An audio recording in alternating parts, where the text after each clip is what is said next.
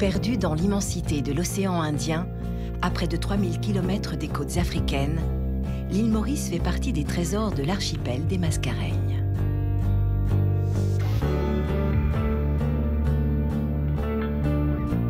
L'île a conservé de son origine volcanique une végétation généreuse où se côtoient d'innombrables créatures.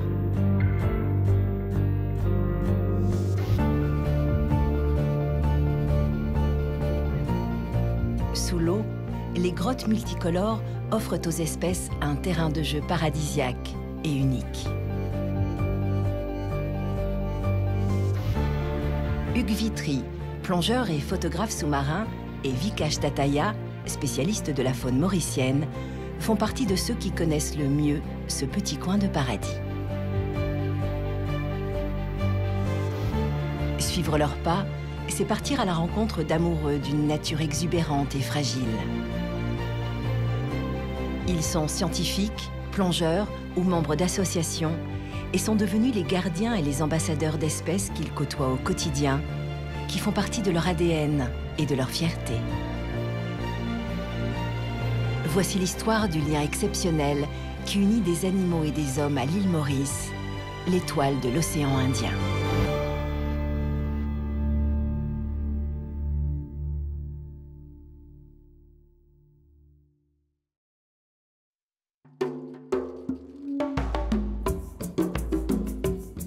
Notre voyage commence au nord-ouest de l'île, le long des plages du petit village de Trou-aux-Biches.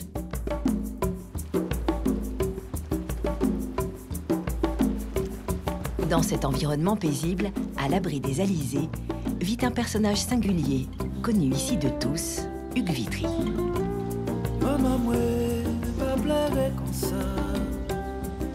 Ces journées, Hugues les passe loin de la terre ferme, au large des côtes.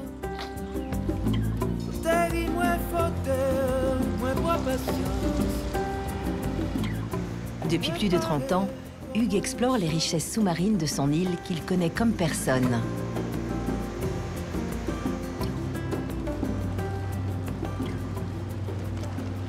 Ses photos ont fait le tour du monde et avec le temps, il a réussi à nouer de vraies relations avec des animaux sous-marins sauvages, même ceux réputés comme dangereux. Sur cette plongée, on va aller voir une très vieille amie que je connais depuis quand même pas mal de temps. Vous allez découvrir, c'est une murène javanaise qui fait environ 1,80 m et que je connais, on va dire, depuis presque une vingtaine d'années. Ouais.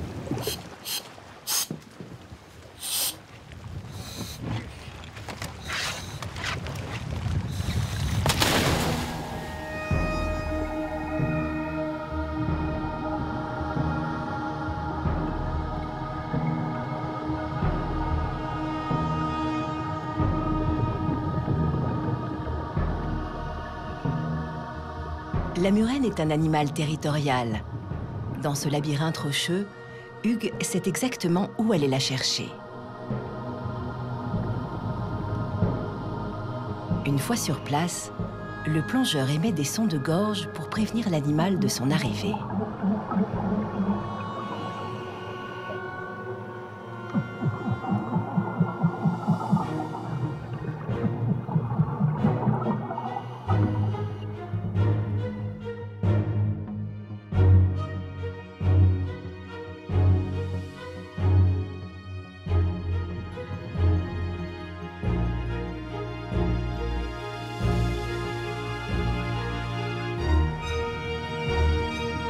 Hugues est le seul plongeur au monde à être parvenu à une telle intimité avec une murène.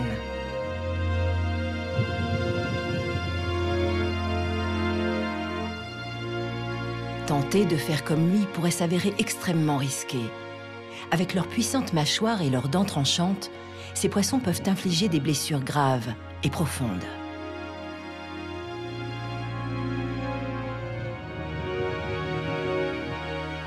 Ça arrive des fois qu'elle reste pendant une vingtaine de minutes avec moi et elle ne revient pas dans son trou, chose qui est très rare pour les murènes. Quand elles se mettent à l'eau comme ça, en pleine eau, avec une personne, donc elle est complètement vulnérable et il faut vraiment qu'elle soit en confiance pour être comme ça.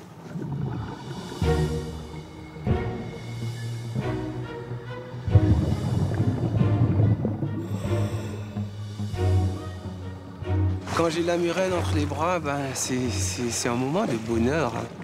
Parce que moi, je ne suis pas de ce monde. Elle est chez elle. Elle joue avec moi et elle, quand elle veut partir, je ne peux pas la retenir. Hein. Ce n'est pas mon animal, je suis son animal. C'est elle qui dirige tout.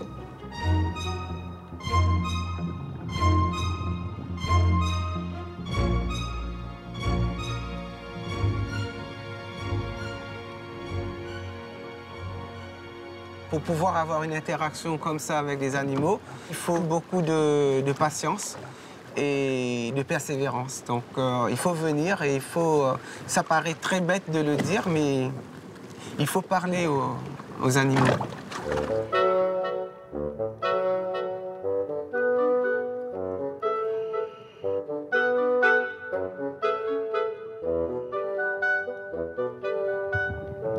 Hugues a su tisser des liens uniques avec ses surprenants voisins. Avec lui, un baliste peut même se révéler curieux, tendre et joueur.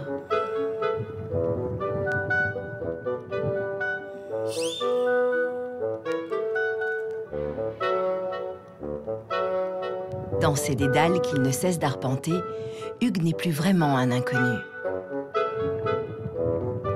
À 50 mètres de fond, des crevettes nettoyeuses lui proposent même leur service et semblent presque le considérer comme faisant partie de leur univers. Je voudrais faire partie de leur monde, mais je suis qu'un invité chez eux. Je me vois toujours comme l'étranger qui est accepté et qui adore leur monde.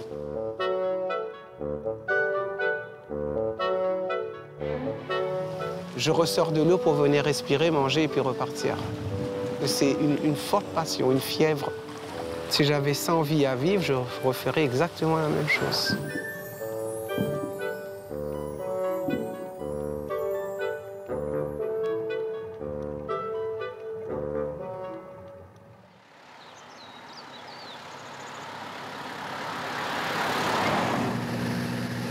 Régulièrement, Hugues quitte son repère de trou aux biches pour sillonner l'île et y photographier les animaux de Maurice.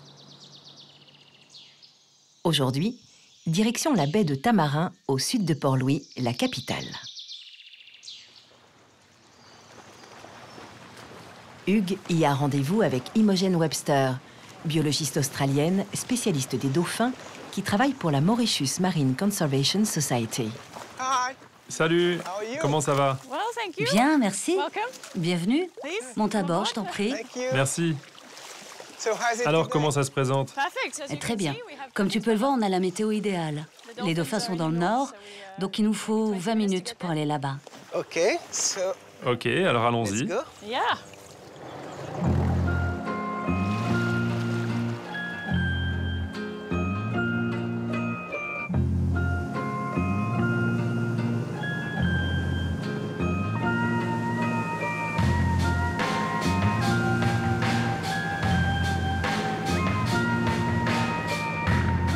La baie de Tamarin est réputée dans le monde entier pour les colonies de dauphins qui y ont élu domicile.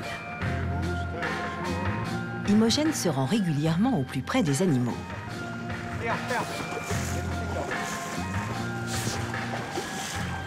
Au fil du temps, elle a appris à décrypter leurs habitudes et leurs comportements. Ceux-là, ce sont des dauphins à long bec. Ils viennent ici pour se reposer et se retrouver ensemble pendant la journée. La nuit, ils partent se nourrir au large, dans les eaux plus profondes. Ce groupe est composé d'environ 60 à 80 individus. Regardez, ils viennent nous dire bonjour.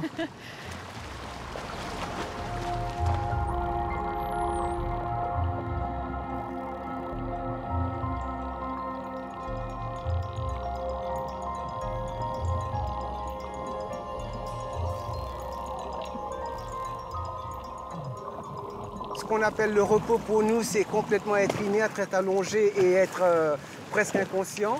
Alors que pour les animaux comme les requins, les dauphins, ils dorment d'un hémisphère de la tête à la fois, ce qui fait qu'ils sont toujours en éveil avec l'autre hémisphère.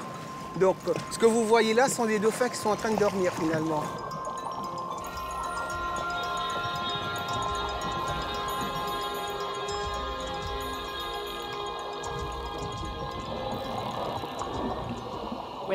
Quand ils se retrouvent ensemble, ils communiquent de plus en plus.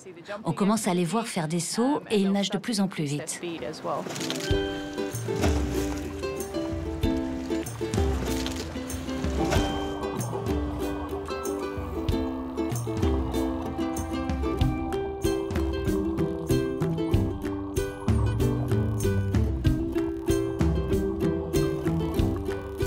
Pour communiquer, ils utilisent des sifflements, des clics et l'écholocation, des sons typiques des dauphins.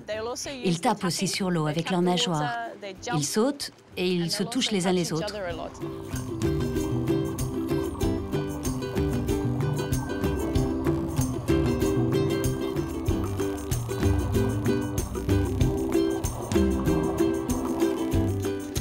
Yeah, they're very curious now.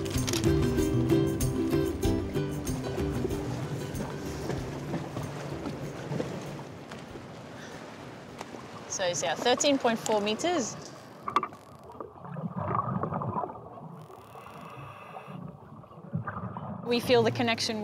On se sent presque connecté avec les dauphins. En fait, ils nous ressemblent beaucoup.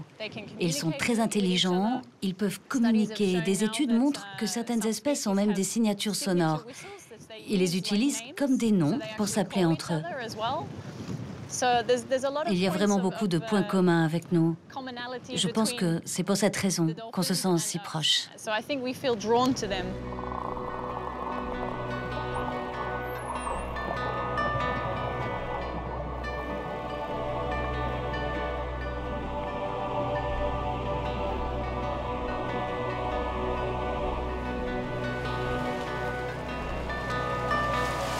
Les dauphins attirent les hommes depuis toujours.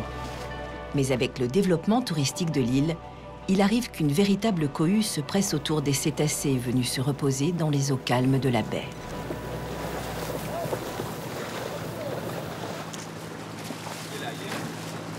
Cette promiscuité entraîne un stress nouveau pour les animaux. Partout dans le monde, il y a eu de nombreuses études très récentes sur le dolphin watching et sur l'impact de cette activité sur les animaux. Quand ce n'est pas assez contrôlé, on commence à voir des changements dans le comportement des dauphins et ça peut avoir un impact très négatif sur eux. C'est justement contre ça que nous essayons de lutter.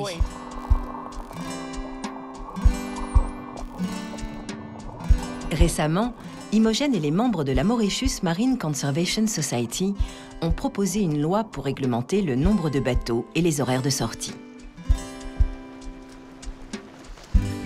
À l'île Maurice, se développent ainsi de nouvelles pratiques pour que les hommes et la faune sauvage partagent leur territoire.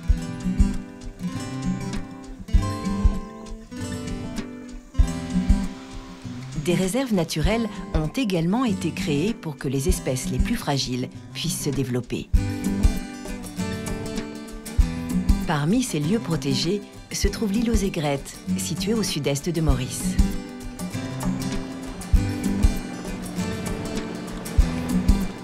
C'est ici que se rend Vikash Tataya, une autre figure emblématique de l'île.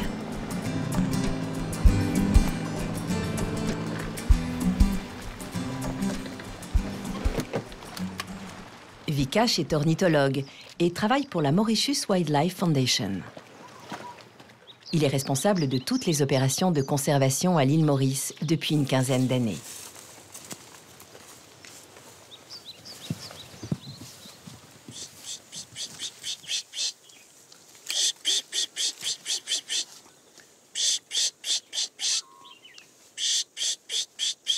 Alors ça, c'est le cardinal de Maurice.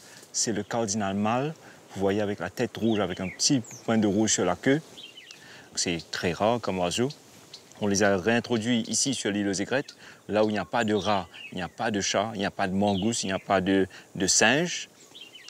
Et la forêt est en train d'être restaurée, donc il y a une bonne forêt qui fait qu'on a environ 170 oiseaux ici sur l'île aux Aigrettes, sur ce petit îlot.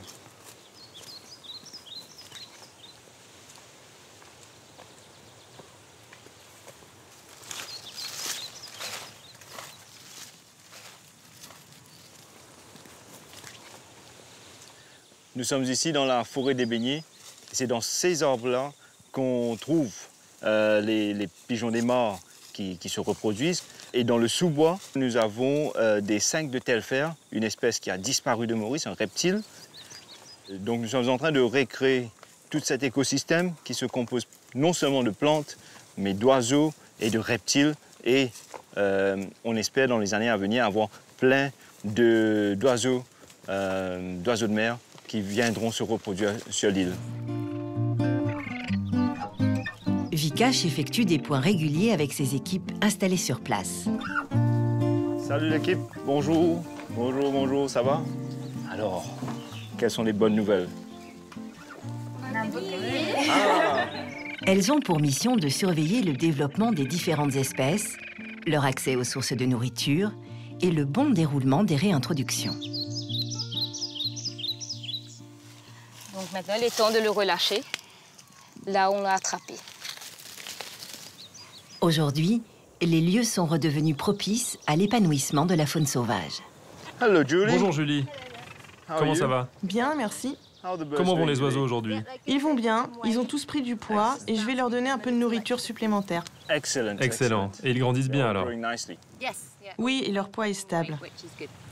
Très bien, très bien. Et la nourriture semble fraîche.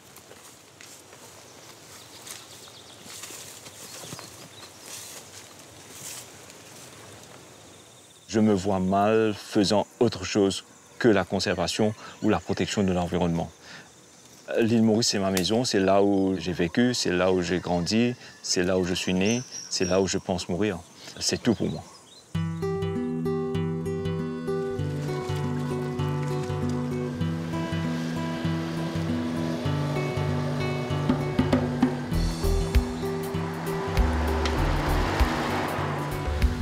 Chaque jour, Vikash se déplace aux quatre coins de l'île pour suivre les missions de conservation dont il a la charge.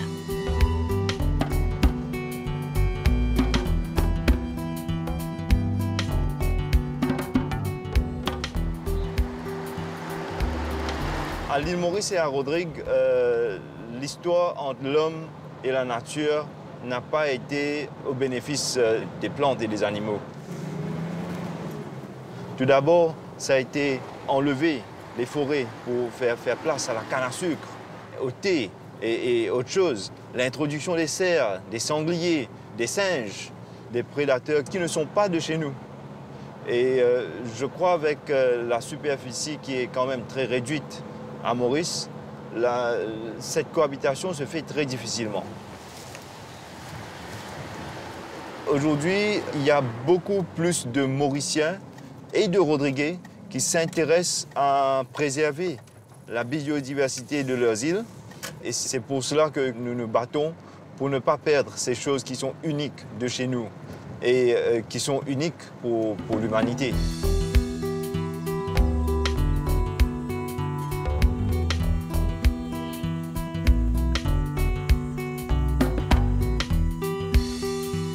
Vikash se rend à la lisière du parc national des Gorges de Rivière-Noire.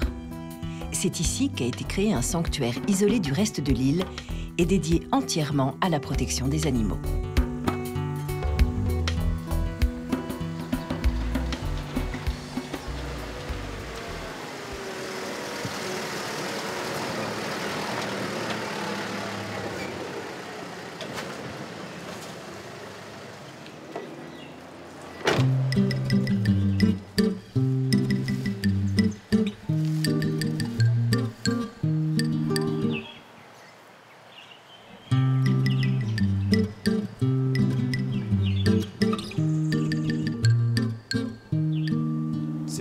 Petit centre qui a été très important, capital même, pour le sauvetage de nombre d'oiseaux de Maurice et de chauves-souris aussi de Rodrigue.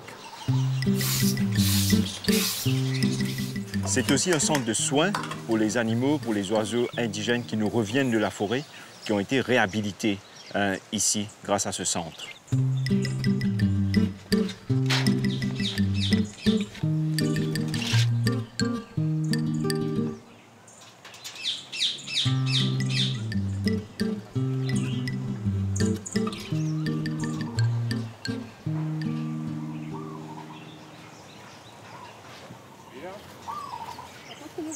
En ce moment, l'espèce qui est au centre de toutes les attentions, c'est la cato verte, une perruche très rare que l'on ne trouve nulle part ailleurs dans le monde. Sa population s'est réduite à seulement 15 individus dans les années 70. Un vaste programme a donc été lancé pour sauver l'espèce de l'extinction. Les catolas sont là depuis assez longtemps. On les a emmenés ici pour la reproduction. Après, les bébés qu'ils ont, on les relâche dans les bois. Mais ceux-là vont rester ici. On leur donne à manger matin et soir, tous les jours, enfin matin après-midi.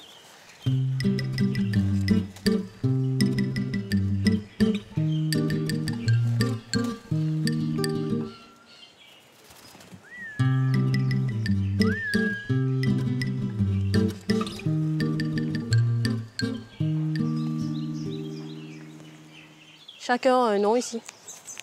Lazari est le plus vieux, il a 16 ans, 15 ans, 16 ans. Je l'aime bien parce qu'il vient, il vient à chaque fois sur moi. Il me connaît, j'aime tout le monde. Hein. Voilà. Tiens. J'ai toujours voulu travailler avec les animaux, mais j'ai jamais su que j'avais ce don-là avant. Mais après, quand je suis venue ici, je suis tombée amoureuse, il faut dire.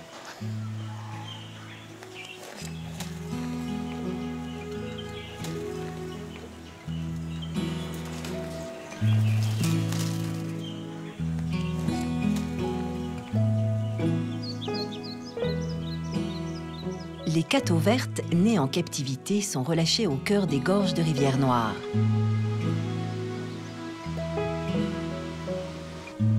Des nichoirs y ont été installés pour qu'elles puissent continuer à s'y reproduire, mais cette fois à l'état sauvage.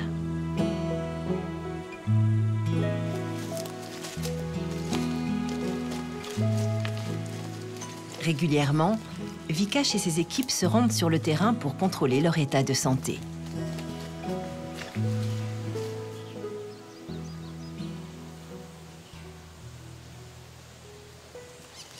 Ici, on est dans un site qui s'appelle Galapagos. On a une femelle qui s'appelle Icarus et son mâle s'appelle Gandalf. Et là, c'est le moment où il commence à pondre des œufs. Donc, on est venu voir si elle a déjà commencé à pondre des œufs.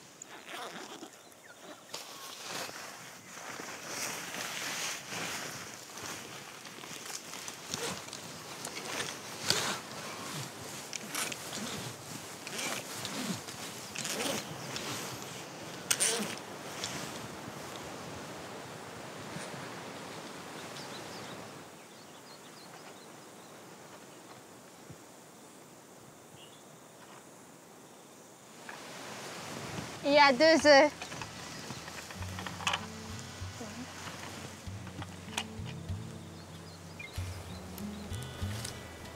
Alors, quel est le verdict? Il y a 2 œufs et ça va éclore d'ici 25 jours. Donc, dans 25 jours, on aura une bonne nouvelle.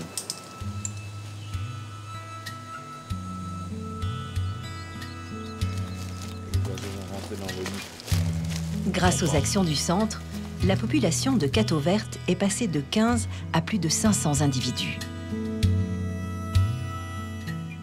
Une réussite saluée dans le monde entier et qui a fait de Maurice un exemple pour la sauvegarde des espèces menacées.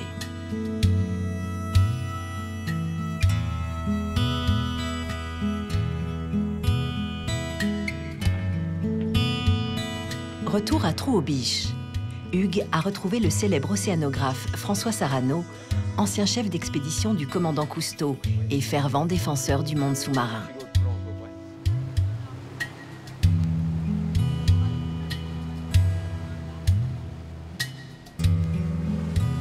Les 2 hommes embarquent pour un voyage au large des côtes à la rencontre d'un véritable géant des mers, le cachalot.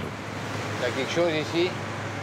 Pour l'instant, on n'a rien encore vu, là, mais je pense qu'on va s'arrêter pour faire l'écoute. Tu tiens? Oui, je l'ai. On va faire une écoute pour essayer de repérer les cliquetis des cachalots. Et tu distingues parfaitement les mâles des femelles? Ah oui, le mâle, c'est comme des coups de marteau sur une enclume, hein, à intermittence. Alors que les femelles, c'est des cliquetis réguliers.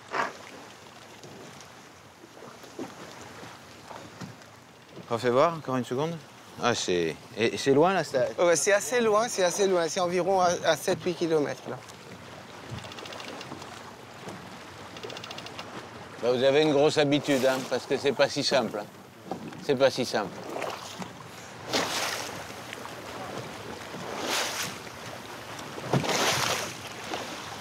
C'est confirmé, ils sont par là. Hein.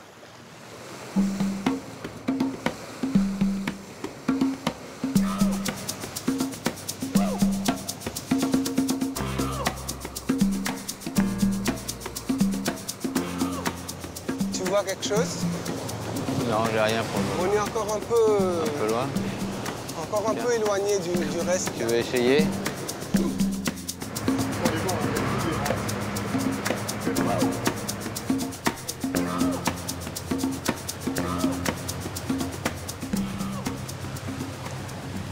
Voilà, ils arrivent vers l'arrière du bateau. Mère est petit, mère est petit, mère est petit, mère est petit. Il y en a un gros ici. Voilà. Juste là. Il est à 200 mètres et il vient de souffler juste derrière. Ah, c'est peut-être le grand mâle. Juste derrière, là. C'est peut-être le grand mâle. Wow. Ça saute là-bas, ça saute, ça saute.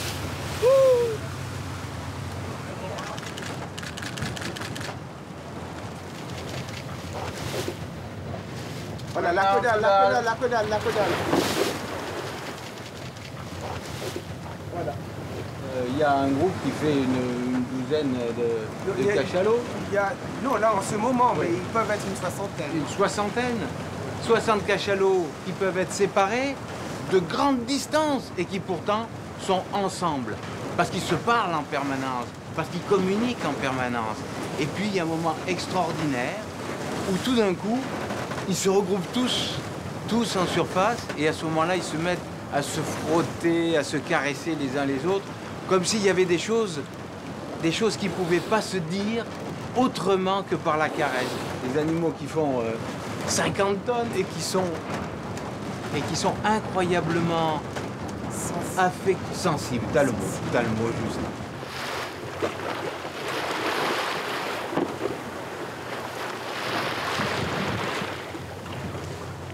Ah, dis donc, regarde ça. Il est juste là, il est sur la tête.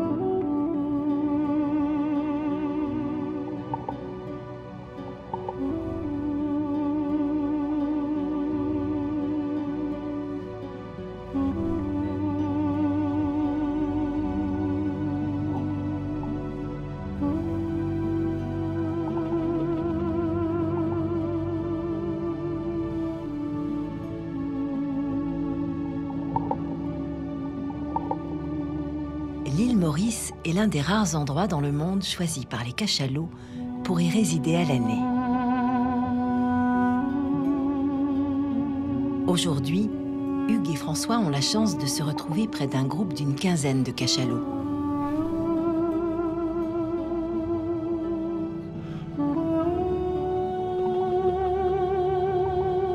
Petit à petit, ils parviennent à se faire accepter et à s'approcher au plus près des animaux, en toute confiance.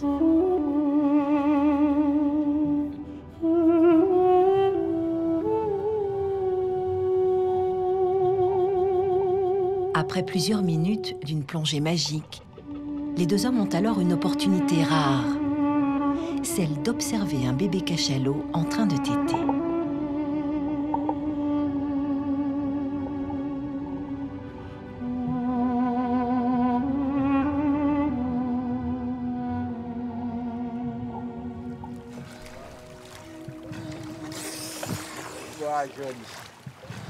À un moment, il tétait presque.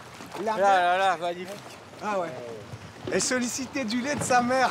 Mais comme la mère avançait, elle partait toujours, elle essayait de téter. Hein. Magnifique, ouais. magnifique. Donc, puis alors les caudales, hein. À un moment donné, j'étais sur la caudale. Mais j'ai vu, l'animal faisait rien et nous, j'ai senti le... on palmait, mais l'animal ne bouge pas, hein. Non. Mais elle avance.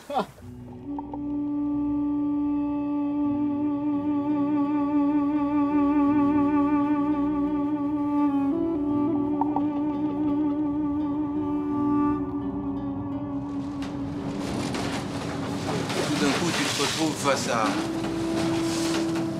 à quelque chose qui te dépasse complètement.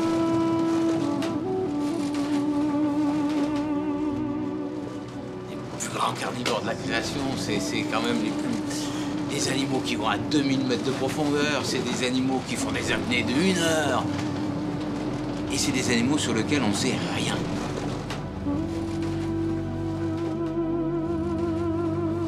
Lui vit dans un monde que nous n'avons pas exploré. Il vit dans un autre monde. C'est ça qui est extraordinaire quand on est avec lui. On est avec un extraterrestre.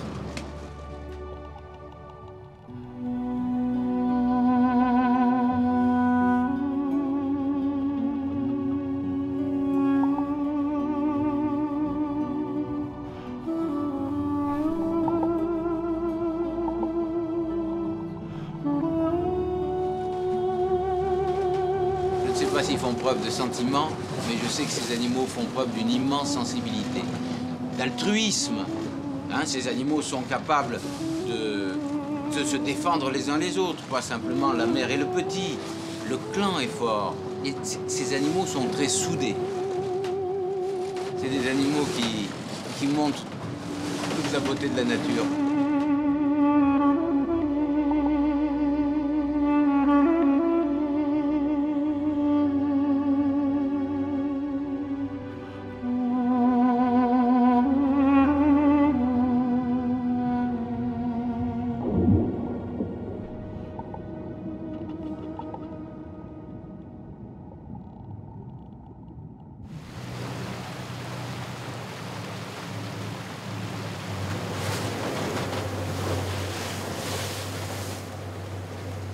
Après leur plongée aux côtés des cachalots, Hugues et François mettent le cap vers le nord, en direction d'un lieu réservé à seulement quelques initiés.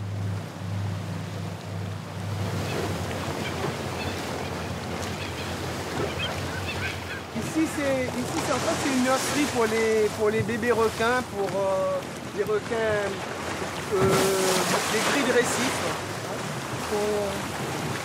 qu'on retrouve en grande quantité, surtout en début d'année. La nurserie, c'est le signe d'espoir. Il y a zéro doute là-dessus. Les requins sont partout surexploités dans le monde. Et lorsque par endroit, on a un lieu comme ça, un peu secret, où les jeunes sont en paix et peuvent grandir, c'est formidable.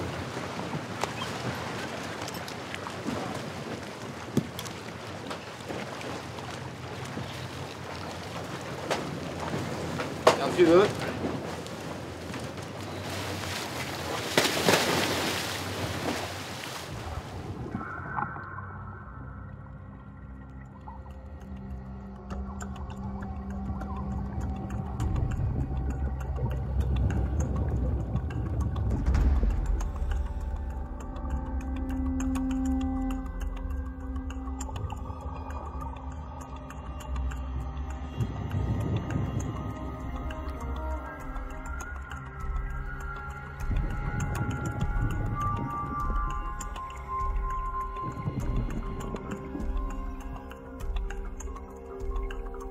Pour accéder à la nurserie, Hugues et François doivent franchir plusieurs passages très étroits, sans se faire emporter par les courants très violents dans la zone.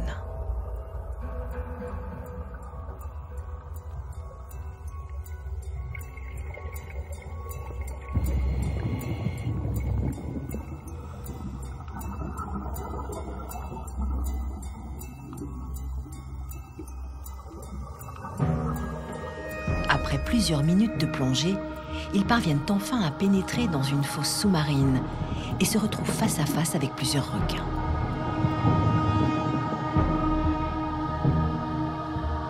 Certains ne sont âgés que de quelques mois et achèvent leur croissance bien à l'abri.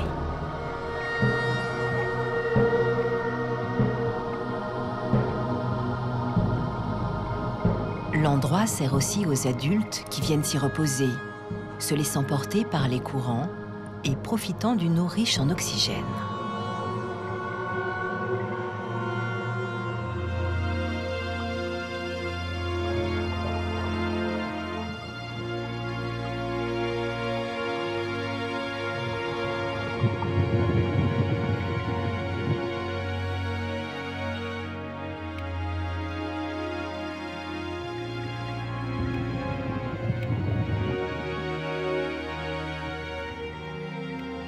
À voir les plongeurs partager le territoire de ces requins en toute quiétude, difficile d'imaginer qu'ils font partie des animaux les plus redoutés par les hommes.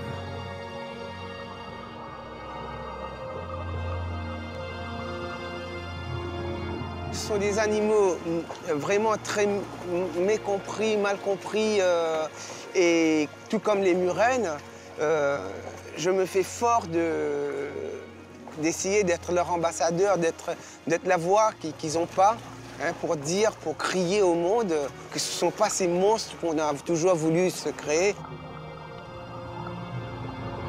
On voudrait que le monde se plie à nos désirs, à nos besoins.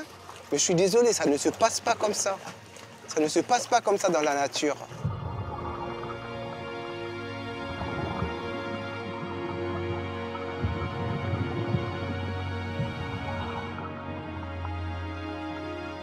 Nous devons accepter une part de ce monde qui ne soit pas le nôtre, qui ne soit pas à notre merci, qui ne soit pas à nos caprices, asservi à nos caprices. Et les requins sont véritablement le symbole dont nous avons besoin pour comprendre ça.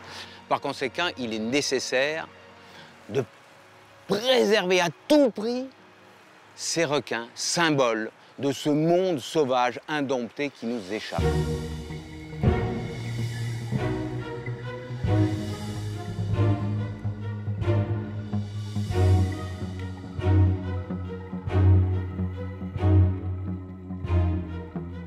À l'île Maurice, le foisonnement de la vie sous-marine offre l'image d'un monde encore sauvage sur lequel l'homme n'a pas posé son empreinte.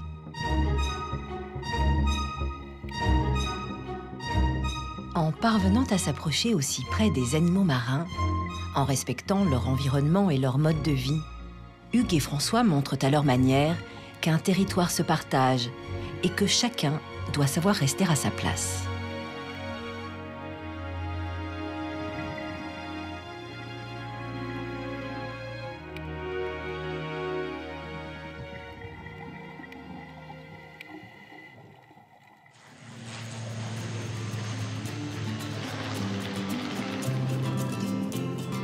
Vikash s'envole à présent vers Rodrigue, la plus petite des îles de l'archipel. Située à près de 600 km de Maurice, Rodrigue, avec sa superficie d'à peine 100 km², n'est qu'un tout petit point perdu au milieu de l'océan. Plusieurs fois par an, Vikash vient prendre le pouls de cette île au charme authentique.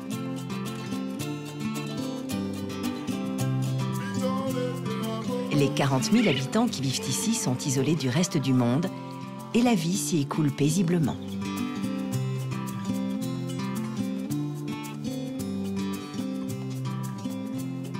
Vikash profite aujourd'hui de son séjour sur l'île pour rendre visite à son ami Aurel André, responsable d'une réserve un peu particulière. Aurel. Ça va toi? Correct, bienvenue. Bon. Ouais, ça va. Le site a été spécialement créé pour héberger des tortues géantes. Ces impressionnants reptiles évoluent en semi-liberté dans un parc naturel de 20 hectares. Un écrin de nature recréé à l'identique de l'écosystème originel. Avec l'arrivée des hommes et l'exploitation de l'île, on a quand même perdu beaucoup de notre biodiversité naturelle. Nous avons perdu les 2 espèces de tortues endémiques de Rodrigue. La dernière a été vue en 1795, et puis depuis, on n'a plus parlé. C'est donc pour remplacer les espèces éteintes que 2 cousines venues de Madagascar ont été réintroduites. La première, la tortue radiata, est réputée pour les rayons étoilés qui recouvrent sa carapace. La seconde, la tortue d'Aldabra, est l'une des plus grosses du monde. Sa croissance est surprenante. Poids plume d'à peine 50 grammes à la naissance, elle peut atteindre 300 kilos à l'âge adulte. Les tortues qui broutent à l'infini. Hein? Mais oui, c'est des tondeuses. Ouais, en fait, bon, il y a un marquage qui est visible là. Oui. Et puis, bon, il y a des couleurs parce que bon, c'est des codes. Et puis, tu as les tortues, ont des puces aussi. Les puces, ouais. À l'origine, il y avait un mur là, et on marchait en bas. Oui. Et pour donner plus d'espace aux tortues, on a dû faire un relevé. À ce moment, ça donne plus d'espace, les tortues passaient de l'autre côté.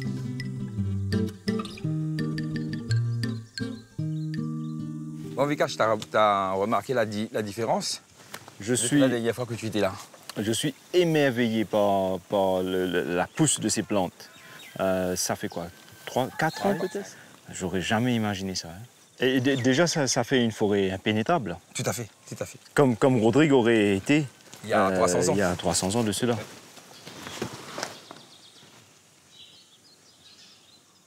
Donc vous avez agrandi cette pépinière là alors? Ah oui, parce que bon, il faut agrandir parce que pour accueillir les bébés. Mais voilà, c'est toujours essayer d'avoir un espace le plus naturel possible. Tous nos bébés qui sont nés naturellement. Naturellement. C'est un peu la philosophie du projet, c'est-à-dire refaire Rodrigue il y a 300 ans et le faire le plus naturellement possible. Nous aussi, on a essayé l'incubation artificielle, on a vu que c'était même pas la peine, parce que l'incubation naturelle était bien meilleure.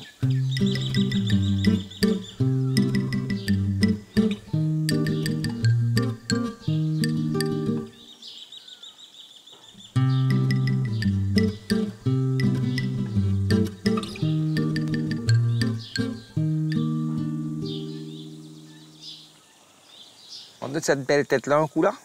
Ah. Voilà. Alors, c'est intéressant aussi de savoir que la carapace est sensible. Parce qu'on a l'impression que c'est dur et puis c'est pas sensible. Voilà. Si je fais ça, vous allez voir qu'il est chatouillé. Il chatouille et je fais ici, là, il chatouiller derrière. Là. Hein? Parce que les nerfs passent à fleur voilà. de la carapace. Il y a des vaisseaux sanguins, ce qui fait que quand je fais comme ça chatouille.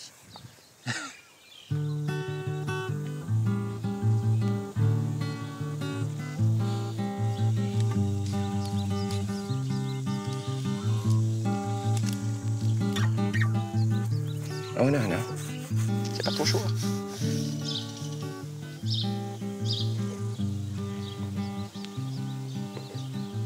Et tu vas te caresser, n'est-ce pas?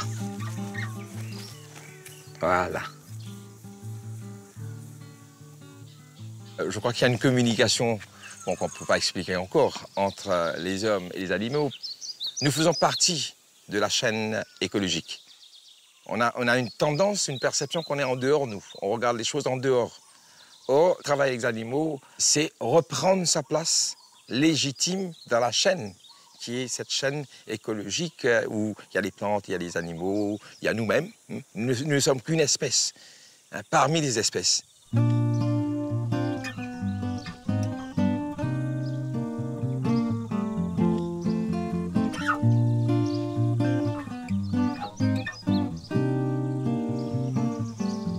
Moi, je peux dire avec conviction aujourd'hui que les Rodriguiers sont fiers qu'ils ont retrouvé un petit peu de leur identité à travers la présence des tortues à Rodrigue.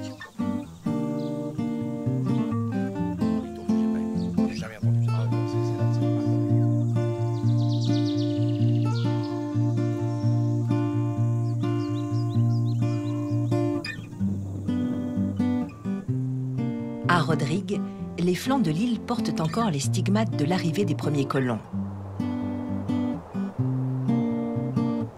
La forêt tropicale, surexploitée pour le commerce du bois, a laissé place par endroits à de longues étendues d'herbes jaunies par le soleil.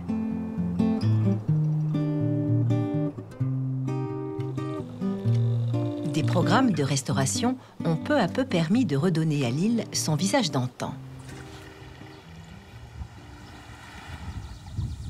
Andrea Waterstone, biologiste américaine et Rodriguez d'adoption, est en charge du suivi de la bonne santé des forêts. C'est vrai. Aujourd'hui, la présence de sites richement boisés a permis la réapparition de la chauve-souris de Rodrigue, devenue l'emblème de la renaissance de l'île.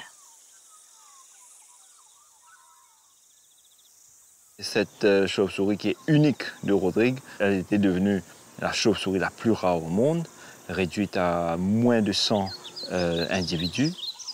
Il y a eu tout un effort de sensibilisation, de protection, de restauration de la forêt. Et aujourd'hui, on dénombre presque 20 000 individus de la chauve-souris à Rodrigue. C'est un succès phénoménal. C'est le plus grand succès de conservation, peut-être de mammifères au monde.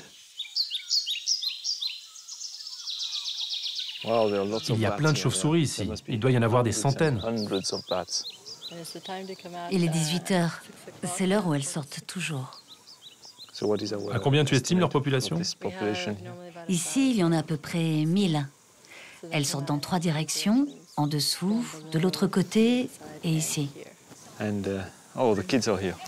Régulièrement, Andrea et les membres de la Mauritius Wildlife Foundation font appel aux enfants des villages alentours pour les aider dans leur mission.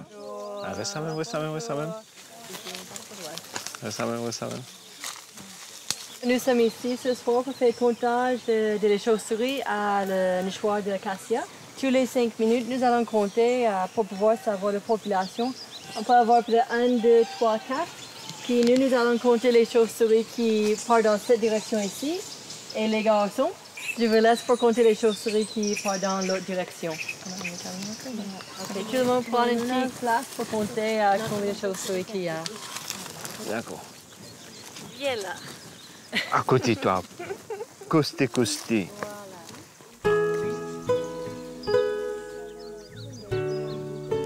Elle est ici. Oui. 9. Ici. Et voilà, un qui Il y a 11 ici. Il y a un peu loin là-bas. 12, 13.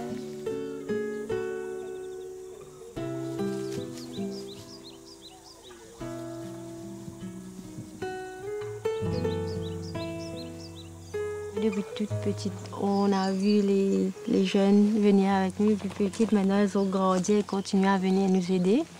Et c'est vrai, régulièrement, elles viennent pour les comptages. Il faut pas de la wildlife, je veux dire.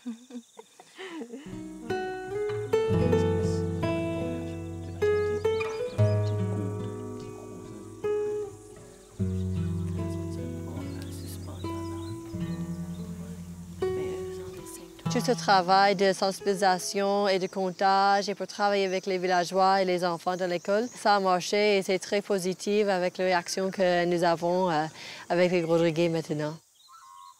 Ça fait une fierté pour les Rodriguais ici parce que c'est quelque chose qui se trouve que sur cette île-là. Comme le chauve-souris, il y avait moins que 70 et maintenant il y a plus que 15 000 chauves-souris ici. C'est une histoire vraiment admirable et vraiment magnifique.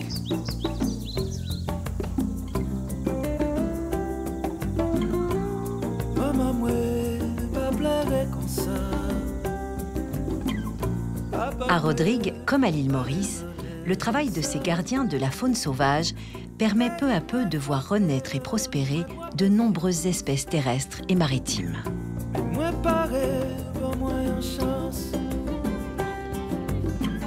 Sur la baie de Tamarin, au pied de la montagne du Rempart, Hugues et Vikash se retrouvent pour un moment de partage sur leur passion et leur engagement auprès des animaux de leur île.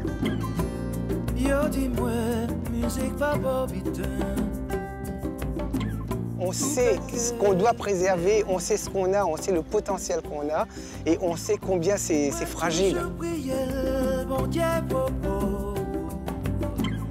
Ce combat pour sauver la nature, que ce soit en mer, que ce soit sur terre, ça devient un sacerdoce.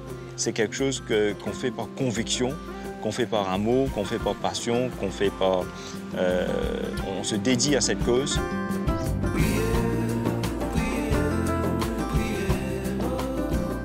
Il ne faudrait pas que quand on parte, on dit à notre époque, il y avait ça, il y avait ça.